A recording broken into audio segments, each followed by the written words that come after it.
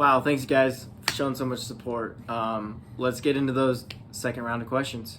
Here we go. All right, first question. What advice would you give a new dad? Help. Just be a good helper. Because a lot of people think that only, like, obviously if your wife is breastfeeding, you can't breastfeed your child. But a lot of times when the babies are waking up during the night, they just need their binky plopped back in. Because one thing that Kylie and I did when we had Allie, and this is kind of what we do now with Reagan, was we would take turns getting up every other time Allie woke up. And even if Allie did wake up because she was hungry and it was my turn to get her, I was responsible for getting her out of her pack and play, changing her diaper, handing her to Kylie, and then staying awake until Kylie was done. Then she would fall right back to sleep, and it was my responsibility to rock Allie and put her to sleep. And so we'd take turns like that. And I think that helped Kylie a lot. It helped me a lot, just build a relationship with Allie, but also kind of share the burden of waking up at night. So yeah, that's my biggest advice, is just help. Do everything you can to help and share the responsibilities, besides obviously feeding if you're breastfeeding. Yeah. So I think a lot of people just assume that the mom does everything. At least maybe that's how I feel. But even like talking to our friends, like some of our friends are like, oh, I get up with the baby every time. My husband sleeps all night long. He never hears the baby.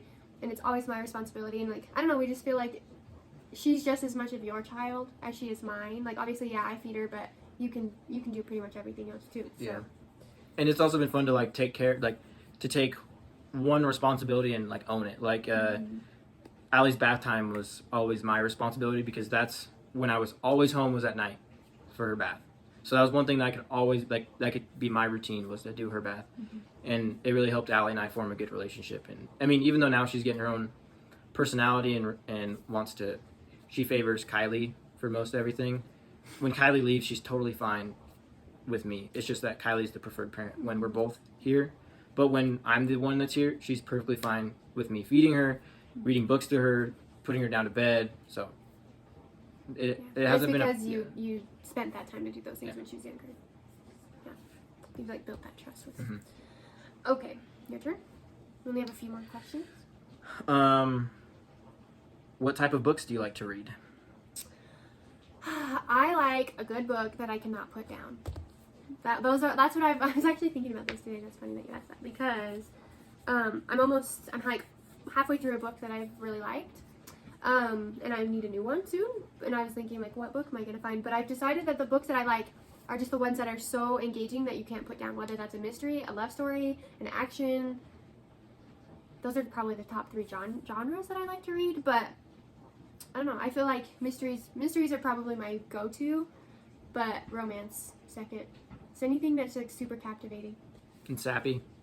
Not necessarily sappy. Like I like sappy. I like rom-coms. I like, good old love stories. But also there's a book that I read for college that was called, I think it's called The Thief.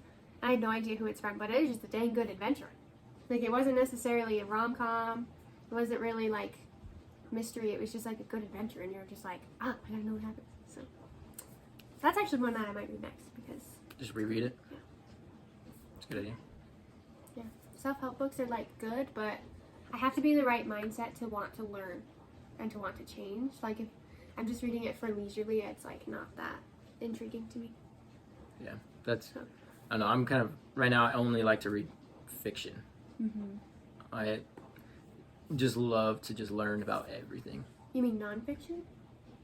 Nonfiction? Fiction means fake, right? Yeah. So okay, nonfiction. Is good. I don't call it fiction. It's not fake and non-fake. Nonfiction. There we go.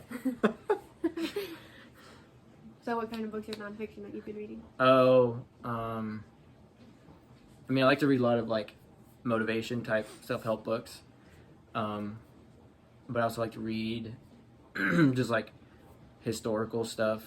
Like I was reading America Before by Graham Hancock. I got into a few chapters of that, then the semester started. I haven't touched it since. So. Alright. Good question. Okay.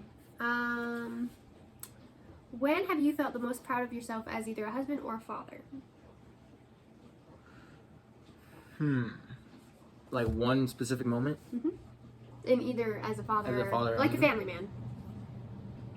man. Right before we had Reagan, I was asked to give a talk on, what was it called? On unity in the family, because someone at Ward Council said that they really enjoyed the feeling that they had in our home, and they wanted me to talk on Kylie and I's relationship with each other and like with our children. And I mean, it just made, I guess that moment I felt like what Kylie and I had been trying to have in our home, someone had felt it. And so I guess that was kind of when we felt proud together that someone felt that way. Yeah.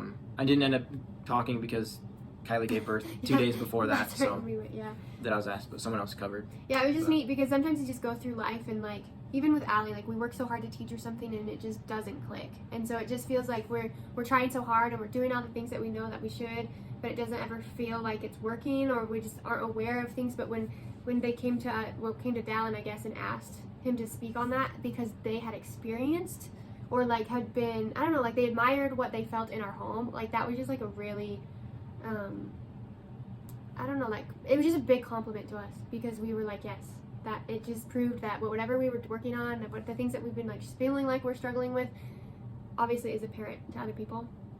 So I don't know, it's just kind of a good pat on our backs, I guess. But yeah. All right, you're on your last question. Okay. What would people never assume about you when they first meet you?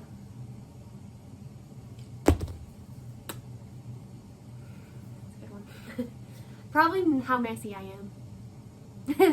That surprised me. I'm not gonna lie.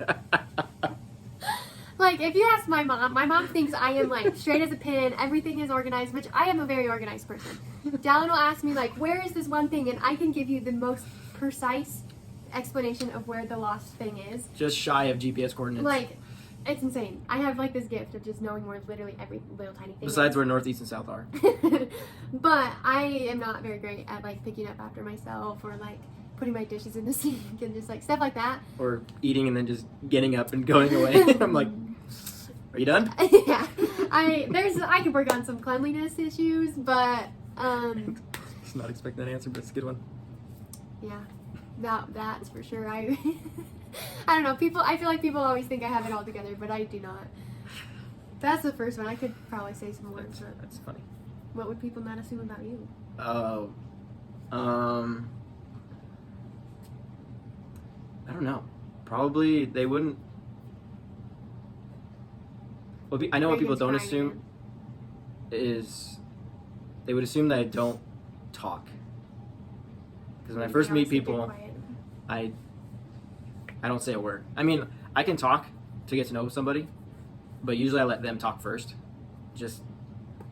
I mean, this seems kind of, I don't know, a weird way, but I always like to hear what they have to say first, so I know how much to give about myself. Like, are they really going to care about what I say? Is what I always ask myself when new people are around. So then the more I get to know you, the more I open up, because if I feel like you actually care, then I'll open up, and then if you don't, then I'll just let you jab, and then we'll never talk again. It is true. Your classic is right. He's crying. Okay, last 2 questions. We can both answer the last one. So this one's for you. If you weren't going to grad school, would you look for a job locally here in Rexburg or IF, or would you try somewhere new, like out of state?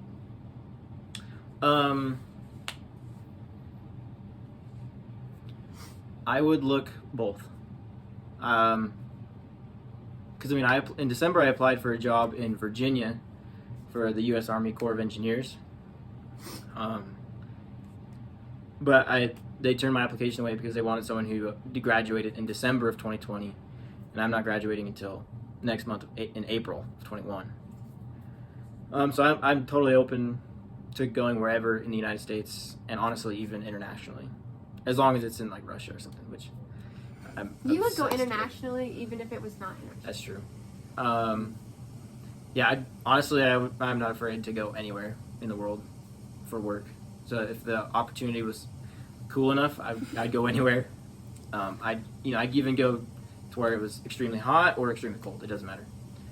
But I would probably try to put my feelers out for something locally, and then I'd try to shoot for maybe something in a bigger firm, like in maybe Utah or Boise, and then I would shoot for cool places to live. Like I wouldn't want to live near a big city, but I want to live somewhere where like there's opportunity to do stuff. So like in like a modest, maybe like Arizona, or we're going to South Carolina for this summer, so who knows? Maybe we'll fall in love with the East Coast. I think I might. So, but I'm open to wherever. That's honestly. a good lead-in to our last question of our Q&A. What will you miss most about BYU Idaho? I'm probably gonna miss. I guess or Rexburg. I'm gonna miss the small town. Yeah. I mean, it's really not that small because we got like 25,000 people here when all the students are here. But it's small enough that it's still pretty rural, right outside of town. But it's big enough that we have at least a Walmart. Yeah, we have everything we need. And we got all the basic fast food joints. So, I'm gonna miss. But about school, I'm gonna miss my professors because I've had the civil engineering department is still pretty new. So there was only 3, but we added a 4th teacher this last fall, and every one of them is just, they're the coolest people I've ever met because they all have PhDs, but they're all so humble, and they just want you to succeed, and it's just a really good atmosphere. So I'm gonna miss my professors. I'm gonna miss my group guys that I always grouped up with.